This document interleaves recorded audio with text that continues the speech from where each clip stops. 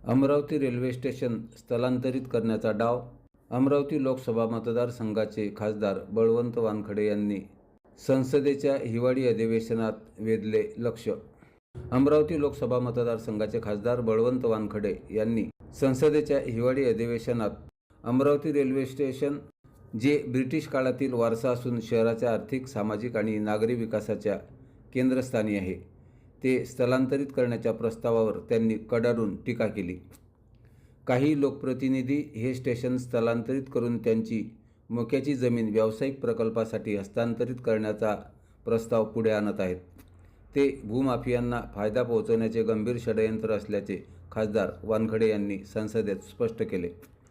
अमरावतीचे नागरिक, उद्योगपती, व्यापारी, विद्यार्थी आणि सर्व सामाजिक क्षेत्रातून याला विरोध होत आहे. खासदार वानखडे यांनी पुढीलप्रमाणे मागण्या केल्या आहेत.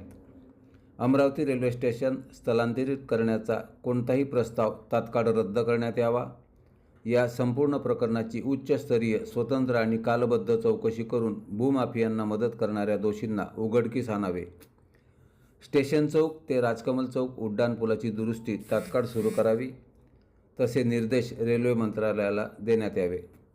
अमरावती रेल्वे स्थानकाचा विकास, प्रवाशांच्या सुविधांचा विस्तार आणि नवीन गाड्यांची मागणी जलद गतीने मंजूर करण्यात यावी. या गंभीर विषयावर सरकारने तातडीने हस्तक्षेप करावा, अशी आग्रही भूमिका खासदार बळवंत वानखडे यांनी संसदेच्या हिवाळी अधिवेशनात मांडली. युगदूत न्यूज लाईव्ह करता राजेश पोद्दार.